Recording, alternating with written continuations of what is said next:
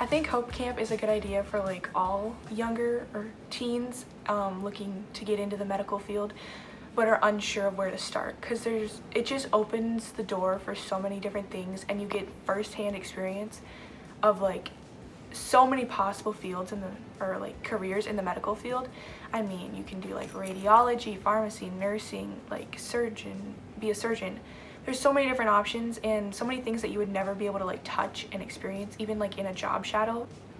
The whole experience has been amazing. You get to meet new friends, you get to meet people your age from different towns, from all over multiple states, and you get to experience everything together, and you're all figuring it out together, and you're all here for different reasons, but for like an end goal of hopefully figuring out your career. So it's just a great experience. I have always wanted to be a pharmacist ever since like 7th grade, and getting into the pharmacy area, I just like got super excited because this is like, wow, this is where I've always wanted to be, and I'm here experiencing it and touring it, and I'm like, this is definitely something I could see myself doing. I think if you have the opportunity and you're considering it, definitely go.